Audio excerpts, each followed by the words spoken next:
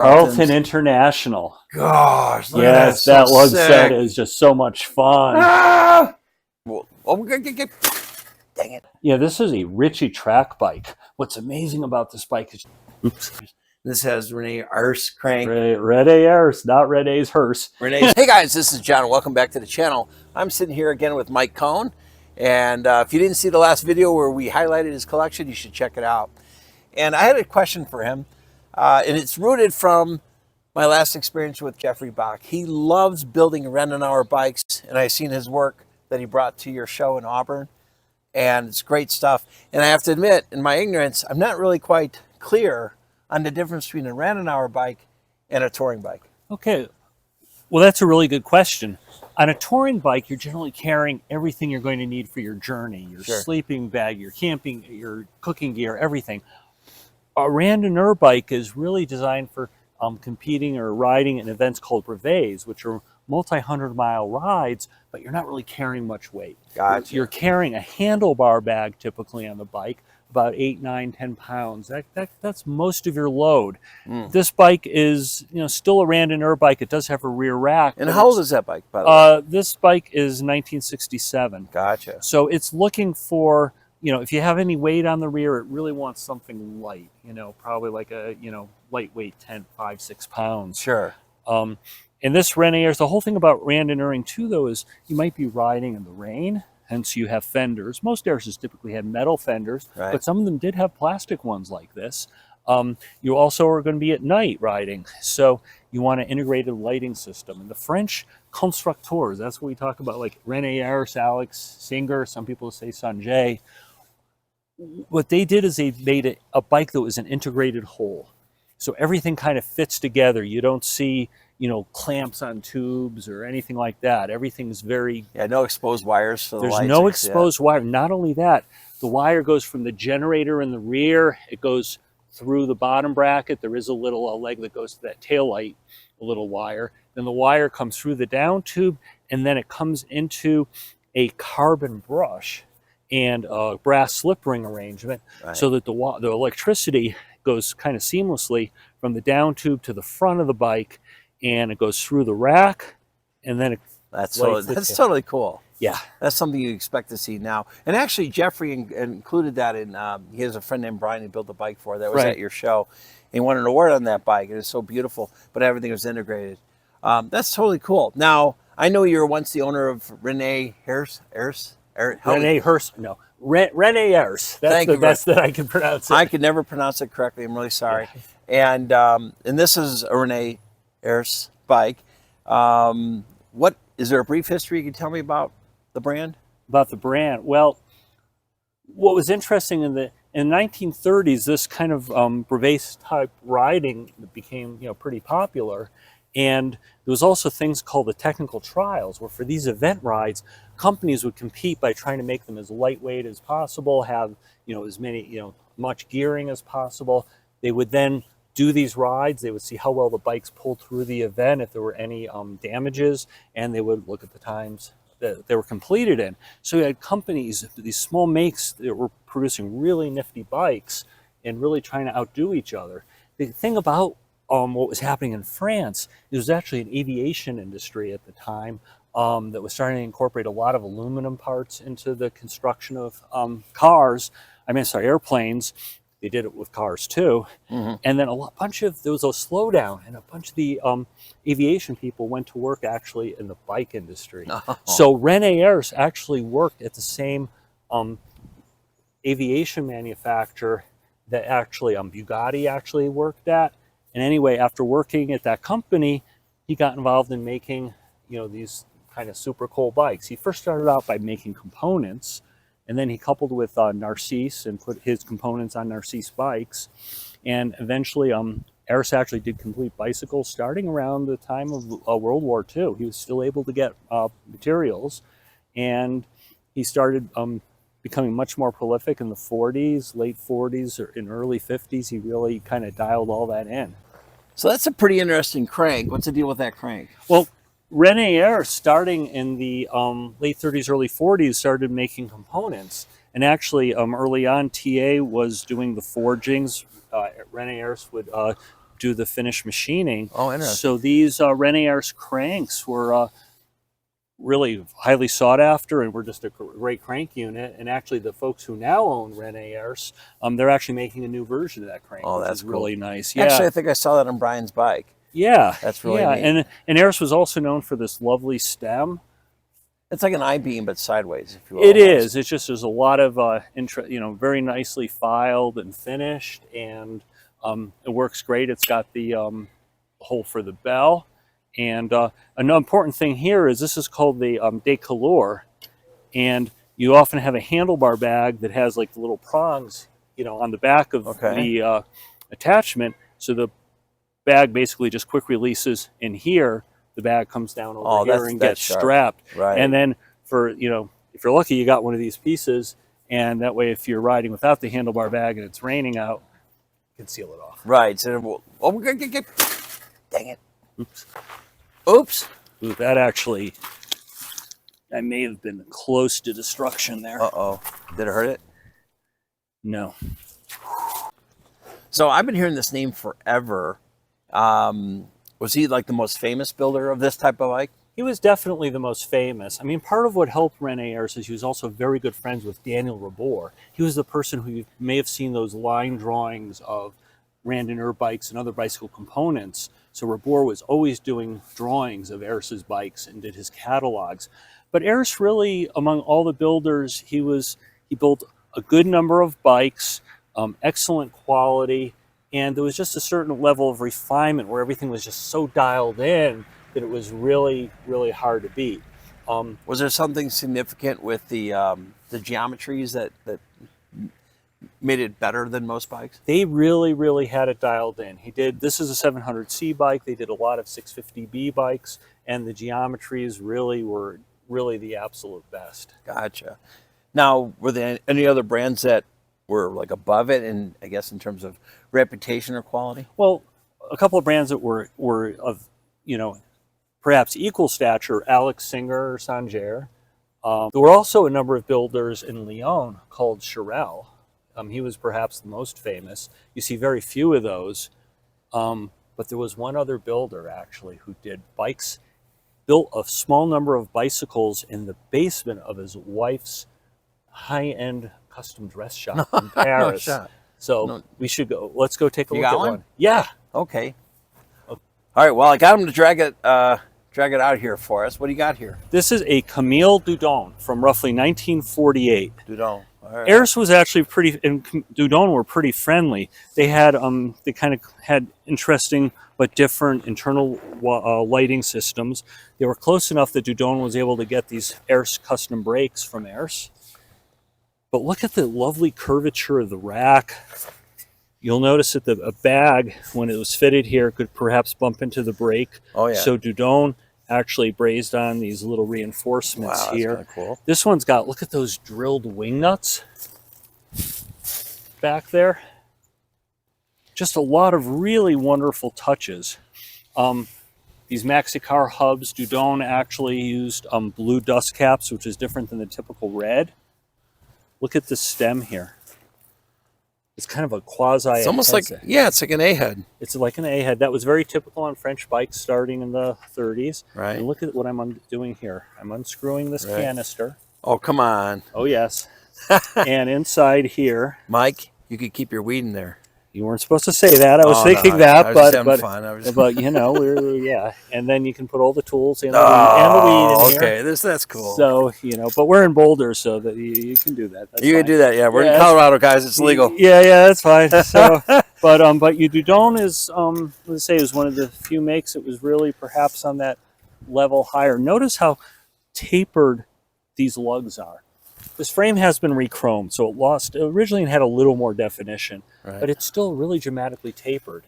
Gotcha. And if you've ever looked at some of the work of like Tom Ritchie and some of the other California builders, they actually kind of have that real thinned out lug style. Right. This bicycle was actually once owned by someone who is Peter Johnson, who was great friends with Tom Ritchie.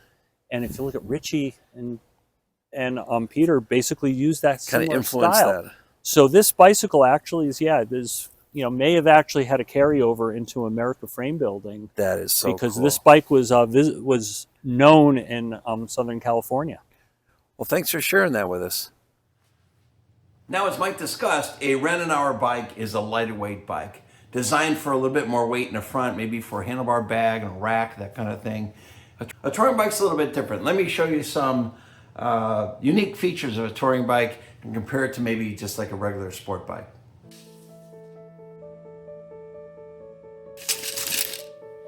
So the first thing is a longer wheelbase. As you can see, this one is 42 inches. A lot of the difference is made up in the length of the stays. You can tell when you can put a couple fingers here and maybe a little more rake in the fork with like a 72-degree head angle.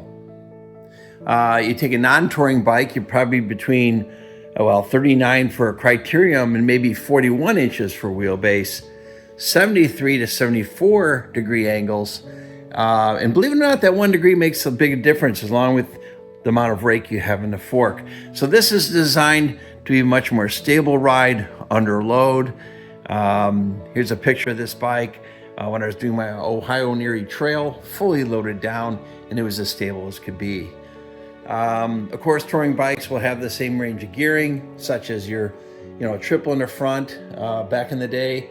Now, this didn't have a low enough gear. It's a 28-28. That's like a 1-to-1 ratio, or 27 gear inches. Not low enough. Touring bikes also have cantilever brakes. This one has 2 sets, which is kind of unique and funny. Not something you'll see very common. Of course, compared to a regular sport bike, you might have more spokes. These are 48s, like from a tandem, but a lot of times you'll see a 40 spoke, if not in both front and rear, but at least in the rear. And that wouldn't be so unique. Also, you would have rack braze-ons for here and here for your front and rear racks. This particular one, of course, has your fenders as well, which also a Randonneur bike would have. So now this bike's a little bit unique. I do have some other favorites. Now the Trek 720 is definitely a favorite. Probably one of the longer wheelbases on the market. 72-degree angles, very laid back, very soft. Some have accused it of being a little whippy under a load. My total favorite is the Miata 1000. And it's because it handles similarly, but it's stiffer. And always being a little bit heavier guy, a masher back in my day, I love the stiffer frame. Definitely a classic. Still looking for one of those as well. I believe this might be the same frame. Tell me in the comments section below. But the Specialized Expedition, it might be identical. Let me know if you know that for a fact. The Cannondale ST 500 or 800, these touring bikes were great. They did have the 42-inch wheelbase, a laid-back head angle, but they were stiff. Some people would say too stiff, and at first you didn't get cantilevers, but good touring bike nonetheless. The Fuji as well. Fuji is a great bike. Once again, you can see the little bit longer wheelbase. I don't think it's as cushy as, let's say, the 720 or even as long as laid back as the 1000. And of course, Raleigh had a really long wheelbase bike. I think they called it the Alaska. And hey, if you have any favorites, list them in the comment section below so we can take a look at them. Of course, touring bikes will have more than one braze-on for a water bottle. This one has 3. A lot of them will have one here, here, and on the C-tube. This particular one has 2 stacked on top of one another, which actually is kind of handy. I missed having one here, but this was designed to have a pump here, so you have a little pump peg. Back in the day, we used pumps, not the CO2s that we have today. A lot of times a touring bike will have a Barcon shifter. We're talking about vintage touring bikes now. This one here has a unique head-mounted shifter. Not something you're going to see every day. Matter of fact, I've never seen one since I've gotten this bike. Now let's head back out to Colorado and see a few more bikes in Mike's collection. And man, they're crazy. Wait till you see some of these things. If you're a lug licker, you're in the right place. It was great hanging out with Mike during lunchtime. Man, he's such a wealth of information. We took an hour and just talked about different vintage bikes. Then we headed back to see the rest of his collection. All right, well, let's start here. We got a Renee. I have a hard time saying it. I'm like, Renee Ers. Ers. But what year is this one? This is roughly 1969. 69. All right, good year. And then we got a tandem. Boy, I don't think you're going to run into this very often. And, well, look, that looks vintage. Matching paint to the road bike, and it was same owner, had both of them. Same owner. Gosh, that's too cool. Bruce Gordon, just look at the work on this one. This is beautiful. Yeah, check out the shark-shaped titanium rack. It has titanium cantilever brakes. Nuts. And he actually did those special carbon fenders. Wow. And how old is this bike? This one is a 2006. Yeah. And it was done for the NABS show, I believe. That's really cool. And we got a Hetchins. Guys, this is my favorite, only because I'm a lug fanatic. There's probably better bikes out there, but I'm just, these lugs to me are just absolutely sick. And do you know the year on this thing? This was, I believe, right around 68. Okay. I think I've seen this one at the Auburn show. Yeah, actually. That's really cool. And, oh, you got the track bike this thing, don't you? Yes, I do. All right. Well, I love the track bike. I saw that as well. Another Rene Arce. Arce, yes. Arce. In chrome. This is, oh my gosh, this is gorgeous. This has Rene Arce crank. Rene Arce, not Rene's hearse. Rene's hearse. Well, that's, you know, honestly, when I first started getting into this stuff, that's what I thought of every time I looked at it. And then, oh man, the Carlton. The Carlton International. Gosh, yes, that lug set is just so much fun. Ah! Yeah, I think I might put this one on the thumbnail of the video. This is just beautiful. The work on this thing is just sick. Really fun original condition. Yeah, and that makes it even better. That just makes it better. Gosh, I love that. Look at guys, come on. You don't have one of these at home. I don't either. I'm going to steal it tonight. Guys, do me a favor. Go to Facebook right now. Click on John's Vintage Road Bike Garage, and we could talk there. A lot of cool bikes, a lot of cool people. Check it out. All right, Paramount track bike. Yep. Pretty cool. This is a little unique to me. This is the Chinelli steel stem. Steel bars, steel. but that's and what year is what's the circa on that? What year ish? 73-ish. With the steel? Okay. Yeah, people ran the steel stem and bars pretty late into, you know, okay. Because they really stiff and stout for the sprinters. That makes sense. And really quick, what do we got up here? This what is it? A Rayon? Oh, this bike is significant. It's a Rayon. Rayon was, in a sense, the kind of the predecessor to Rene Arce as being the leading Randonneur bike makers. 25 pounds, 1938. Tied and soldered spokes, Mavic alloy rims, annular bearings in the bottom bracket and the hubs. It's pretty crazy. Internal cable routing. And don't forget Reynolds 5312, baby. Ooh, that is cool. Check that out. And was this the bike those tires were on that we saw earlier? Yes, this was really, you know, from that 1937, 1938 period, this would really been like the leading bike you could buy in the world at that time. That is cool. Then you got a Chinelli up here. What year about-ish? It's early 70s. And guys, I'm putting Mike on the spot here on the years. It's hard to remember them all. I understand that. So please have some grace if we're not correct. Yes. Beautiful. Mozzie, we're going to talk about those more in the next video. And of course, we all have a Chinelli ladies bike. Yes, this bike actually, supposedly there were 3 of them made. One went to the wife of the Emperor of Japan. One of them went to a Chinelli family member, and the third one, this.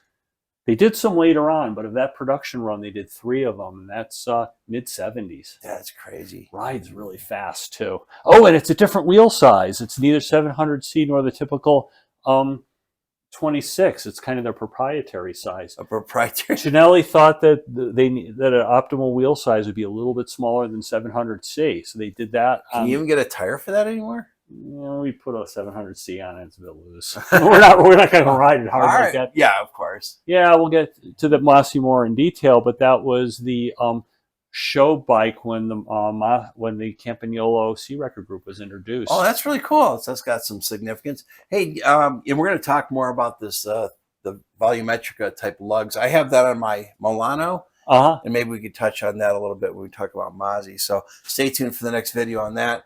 And also we're going to do, in that next video, we're going to talk about Hurlo. Talking about a sick frame. Yes, WBH. Wow. And we're going to talk more about that coming up.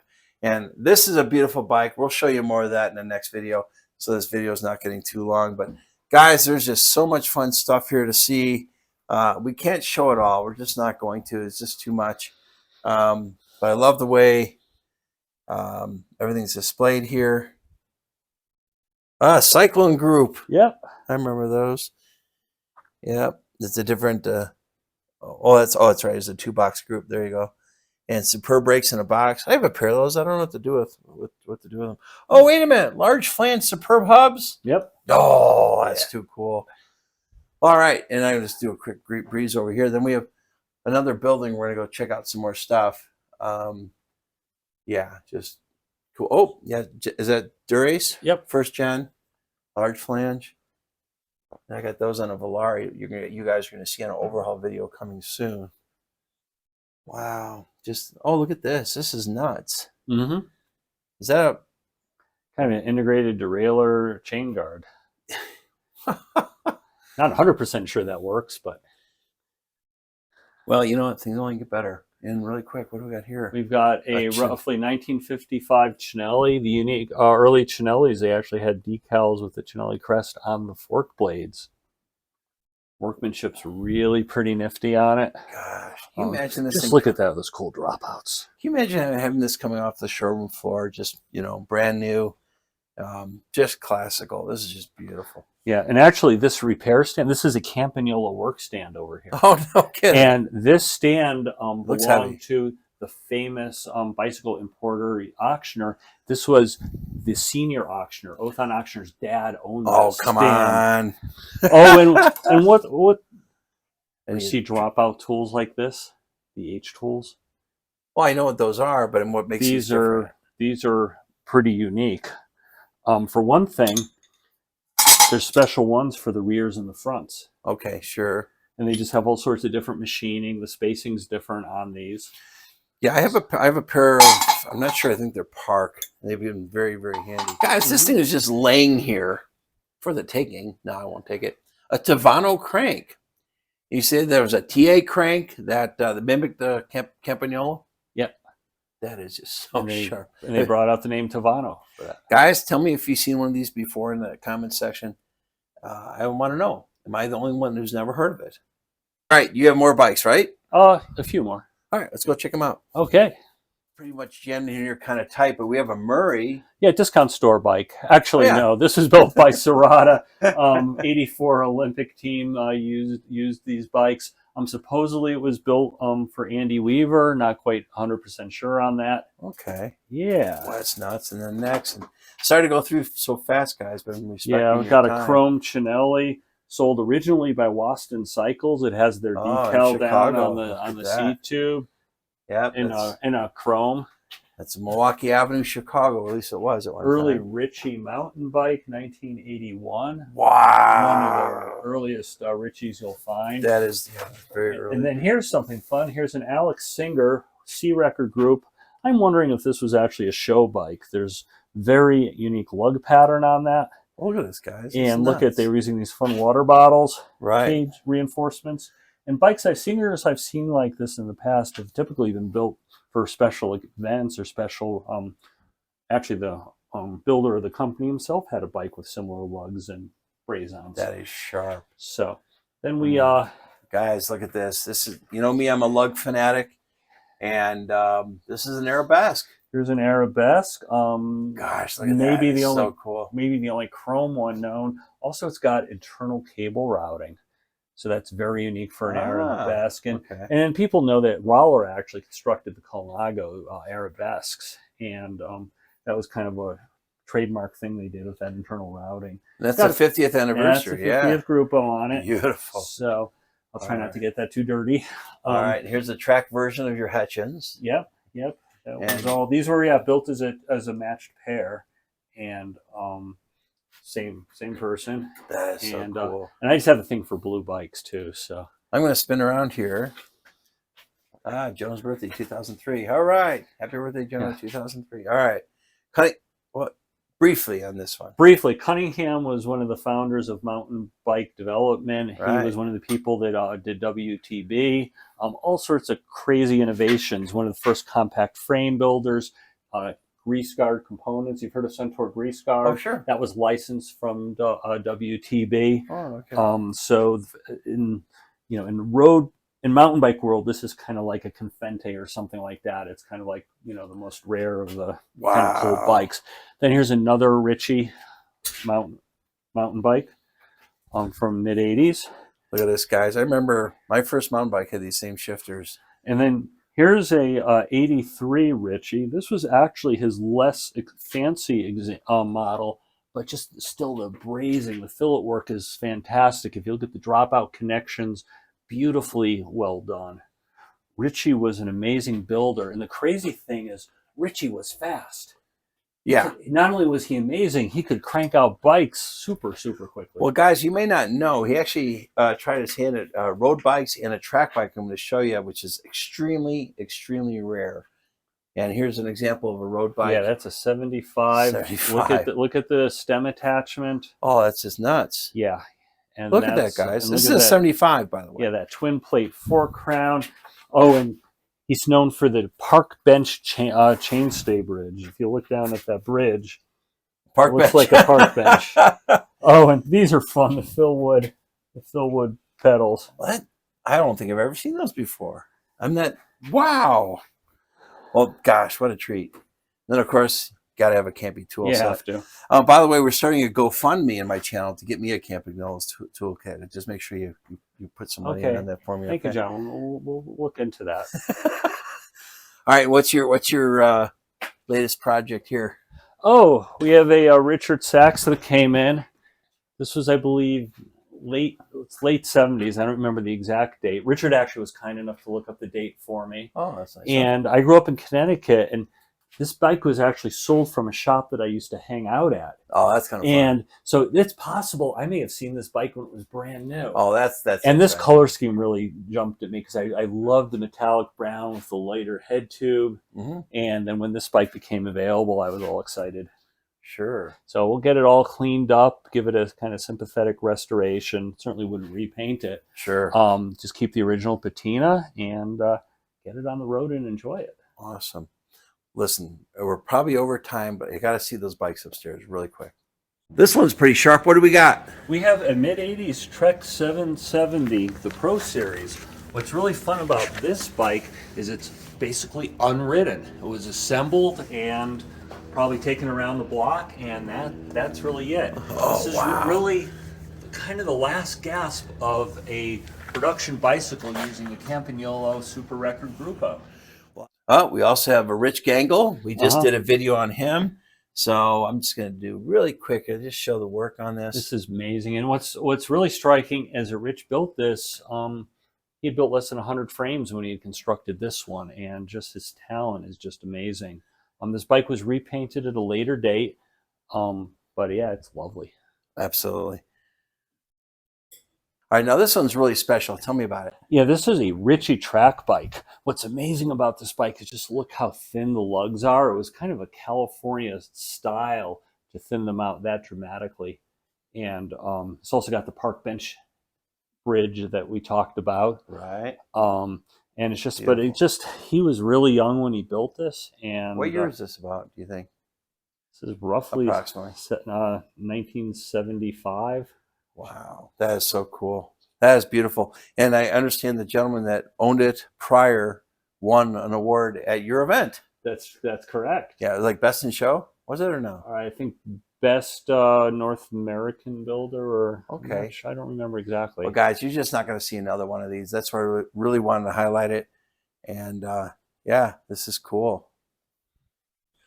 All right, and then we have, I think this might be our last bike. We have a Brian Bayless. Yes, this is a bike that Brian built for himself, equipped it with first gen C record components. But, just the cutouts and the color. Brian was amazing with paintwork. And John, you have to... Look at that, guys. Look at that. Just here, we steady it. Wow, that gold striping is beautiful. Look at that crown. But look at the bottom bracket shell. Look on the underside. Look here, and beautiful. Oh my gosh, look at the cutout on that. Yeah, no, nuts. Brian may have had a friend who actually did that he collaborated with. That's but too it's cool. but yeah, this was one of Brian's personal bikes. Squirrel. Yeah, it's, oh man.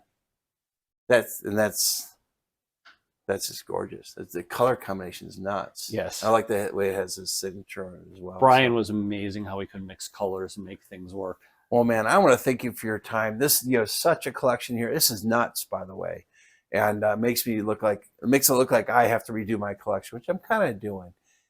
You're by the way, the Auburn show. Right, the Auburn Duesenberg show. Yep, Classic Bicycles Auburn. Thank you. That's the correct way of saying it. Right. That's what inspired me to sell the bikes that I did and start buying different ones. So, well, Mike, I got to tell you, a real treat for my viewers. You're a wealth of information, and you have awesome bicycles like the one behind you. I want to thank you so much for your time. And by the way, for the viewers, please thank Mike in the comment section below. And if you have questions for him, please leave it in the comment section below. He'll be watching it. Thanks so much, John. It was great having you visit. You're a great host. I appreciate it. And until next time, when I come back in Colorado, I want to visit again. All right, thanks. Awesome. Hey guys, do me a favor, leave a comment in the comment section for Mike. Thank him for his time. He spent a ton of time with me. We yet have another video coming with him where we talk about the relationship between Confente and Mazzi bicycles. That's going to be really interesting. I wish I had the kind of breadth of knowledge that Mike has. And also, I learned for 2026, Classic Bicycles Auburn is on. You'll see more information on my channel as well as any of the forums. You got to come to that event and just make it big. The video I did from there, I'll link down below from last year, from 2024, was amazing. You see the creme de la creme of bikes, hang out with a bunch of cool people, go on a few vintage bike rides, or a couple throughout the weekend. It's just a great time. What's coming up on the channel? So much. Can't even count it all. You're gonna see Ron Boy from RB Cycles help me build my RB bike, which is gonna be awesome. Jeffrey Bach just finished painting it. I'm picking it up this weekend. You'll see a couple of neo retro bikes, 90s builds, not for everybody, but pretty cool. My Pinarello, and also my friend Steve, he has a DeRosa. You've seen it briefly on the channel from a couple of years ago, but we're gonna build that baby up with some campy 10-speed. What else we got? We have so much. That's all I'm gonna talk about. But in the meantime, thanks so much for watching. Really appreciate it. Please like the video. Subscribe to the channel if you like this kind of stuff. And because there's a lot more coming. I have probably 22 videos lined up right now, I counted. So, hey, thanks so much for watching. Catch you next video.